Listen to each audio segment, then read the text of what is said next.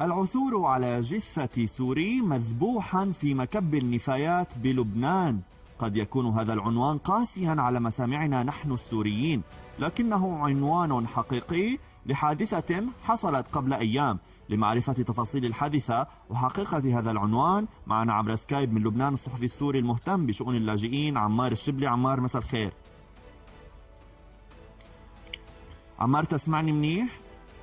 نعم، الصوت منيح. تمام. عمار، ماذا حصل مع الشاب السوري حسن غزالة الذي وجد مذبوحا في البقاع اللبناني؟ طبعا الشاب حسن وفق ما أفاد أهل المغدور أو الشاب المقتول بأن الشاب قد اختفي عن الأنظار منذ 3 أيام، ويعتقد أنه خطف من جهة مجهولة إلى أن عثر عليه مقتولا في مكب للنفايات. ووفق ما أفادت الطبابة الشرعية التي أشرفت على تشريح الجثة بأن عملية القتل قد حصلت في المكان الذي وجدت فيه الجثة، إضافة إلى أن القتل لم يسبق عليه سوى بضع ساعات، أي أن الشاب حسن غزالة بقي مخطوفا لمدة 3 أيام ومن ثم قتل في اليوم الثالث. ما هي أحداث هذه الحادثة؟ يعني ما هي أسبابها؟ ما هي تصريحات الجهات الأمنية المسؤولة عن التحقيق في الحادثة؟ طبعا ما زالت التحقيقات جارية لمعرفة ملابسات هذه الحادثة، والجهات الأمنية لم تعطي تصريحا، والمخفر الذي أشرف على العثور على الجثة وإلى ما هنالك لم يعطي تصريح حتى لأن أي تصريح إعلامي قد يؤثر على سير التحقيق. تمام. طيب، تفضل.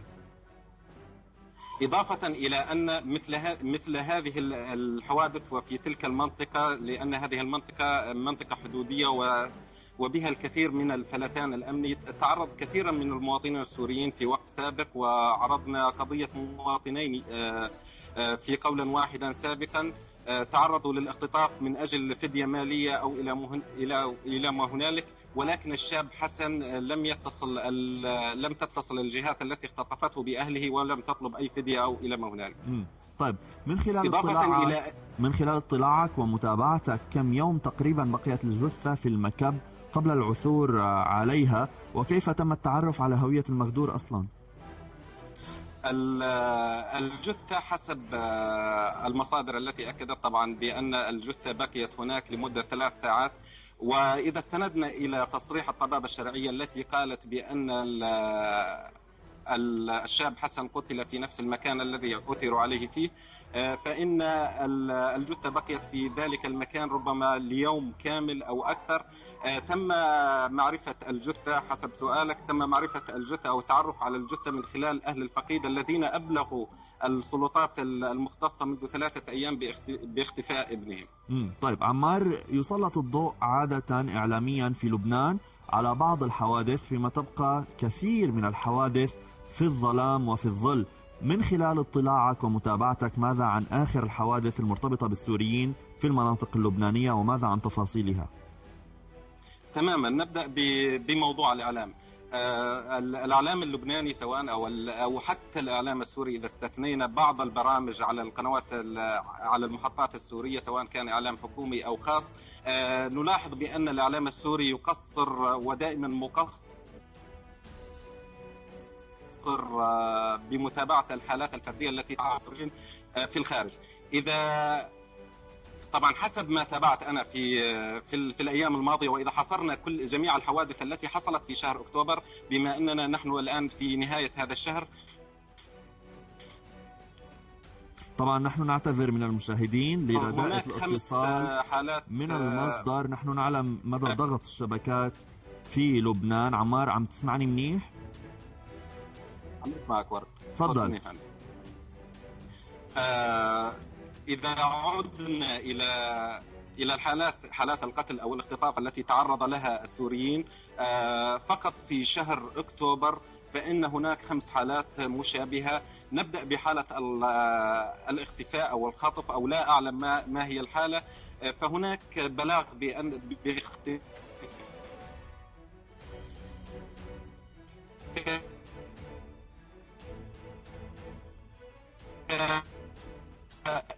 فتاة تدعى هبة مرعي عمرها 5 أكتوبر بطلق ناري في رجله، أيضا من جهة مجهولة ومن أشخاص مجهولين كانوا يمتطون بدراجة نارية. إضافة إلى أنه عثر على مواطن سوري عمره 45 عاما من عائلة الشيخ مقتولا أمام منزله في النبطية بعد تعرضه لعدة طعنات في الرقبة. وإذا أضفنا أيضا حادثتي غرق وحوادث العمل، أيضا تعرض الكثير من المواطنين السوريين أو من العمال السوريين، وحسب تصريح وزير العمل اللبناني بأن هناك 600 ألف عامل سوري حصلوا على تراخيص عمل في لبنان. هؤلاء العمال الذين حصلوا على تراخيص العمل يفترض أن يكون هناك في عقد العمل الكثير من الأمور التي تضمن حق العامل. تعرض الكثير من العمال أيضا في شهر أكتوبر لعدة حوادث في العمل. هؤلاء العمال لم تتابعهم أي جهة، سواء كانت التأمين أو الشركات التي يعملون بها أو أي جهة أخرى، لم تتابع حالتهم الصحية ولم تعوضهم أيضا عن العطر والضرر الذي تعرضوا له أثناء فترة نقاهتهم. طيب السفارة السورية المعنية بشؤون السوريين في لبنان أو الجهات التابعة لها كيف تعاملت مع كل ما ذكرت؟ بالنسبة للسفارة السورية هي مثل الإعلام السوري كما أسلفنا قبل قليل، دائما هي تقف موقف المتفرج. والسفارة السورية أيضا لا يمكن أن أعتقد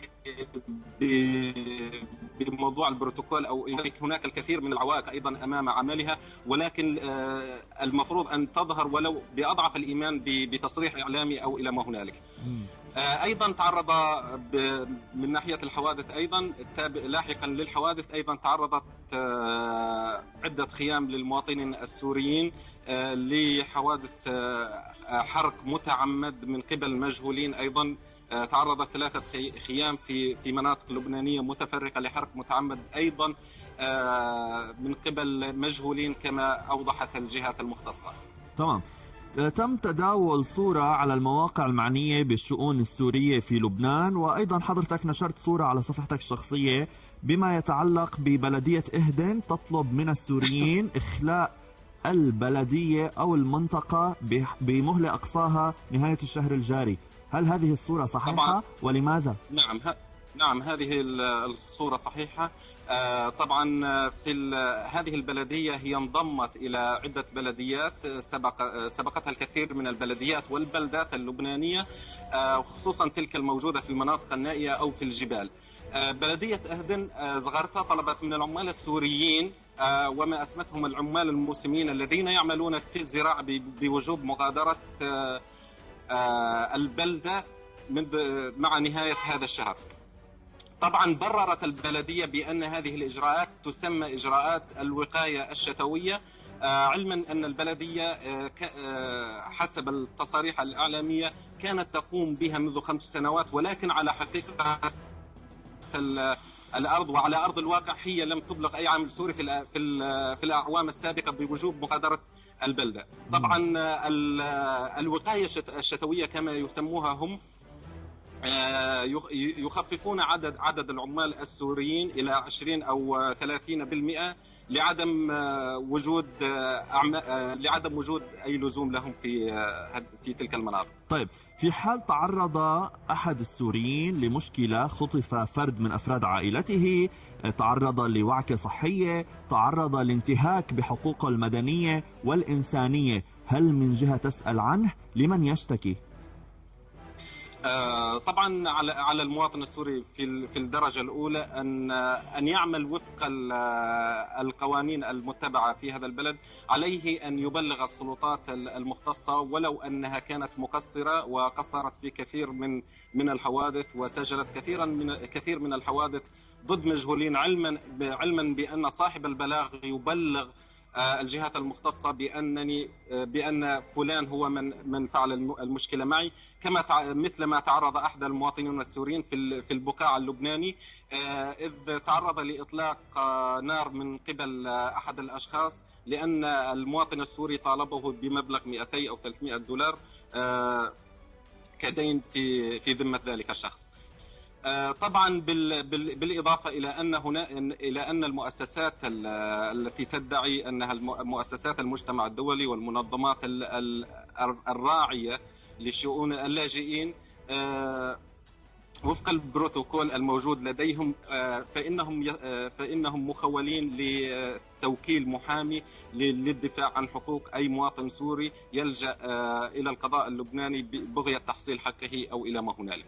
طيب، ختاما عمار، يعني المنظمات المعنية بحقوق الإنسان، منظمة هيومن رايتس ووتش، منظمة الصليب الأحمر الدولي أو الهلال الأحمر، اليون، اليونيسف، هل هذه فقط منظمات سورية تعمل كواجهة في لبنان؟ نحن نعلم أن المجتمع الدولي يمد هذه المنظمات في لبنان بمبالغ طائلة من المساعدات العينية والمادية. أين تذهب هذه المساعدات؟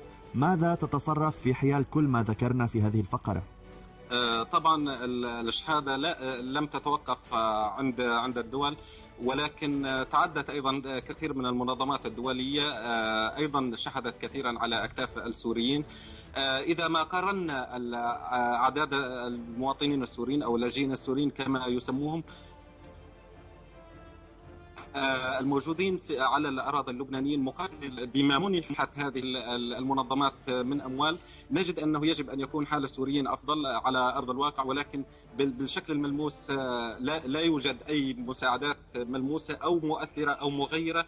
المنظمات الإنسانية العاملة على الأراضي اللبنانية هي حالها حال جميع الفنانين الذين رأيناهم في مخيمات اللاجئين السوريين يأتوا للتصوير وللذكرى وإلى ما هنالك. وكانت آخر ممثلة لبنانية زارت المخيمات اللاجئين هذه الصورة التي استنكرها الكثير من المواطنين السوريين الموجودين في لبنان واعتبروها بأنها صورة مهينة، هي للفنانة نانسي عجرم، ويمكن لجميع الناس الاطلاع على هذه الصورة على صفحات التواصل الاجتماعي، إذ كان المواطنين السوريين أو اللاجئين السوريين يقفون أمام هذه الفنانة بموقف أشبه بالموقف المذل إذا لم يكن كذلك. هذه الفنانة أعطت صورة لهذه المنظمات التي سألت عنها. طيب، نحن ما بدنا نشخص القصة مع الاحترام لكل الأسماء اللي انذكرت، والموضوع هو يتعدى مجرد حماية حقوق إنسان. يمكن السياسات عم تلعب كتير دور بهذا الموضوع. خلينا نختم بآخر شيء بالنسبة للحوادث اللي انذكرت. كانت هالمنظمات على اطلاع فيها وشو تصرفت؟ طبعا هذه المنظمات من المفترض أن تكون على اطلاع، ولكنها لم تتصرف بما يجب. أيضا أنا كنت مرافق لعدة حالات مرضية لأطفال سوريين أسعفوا إلى المشافي الحكومية اللبنانية ويحملون معهم ما يسمى ورقة الأمم المتحدة، ولكن هذه المشافي لم تستقبلهم إلا بعد أن دفعوا أموال من جيوبهم، إذ حتى أن المشافي لا تعترف بأوراق وثبوتيات ووثائق الأمم المتحدة. عمار الشبلي، صحفي سوري على الأراضي اللبنانية، شكرا كثير لك. وهذا هو غير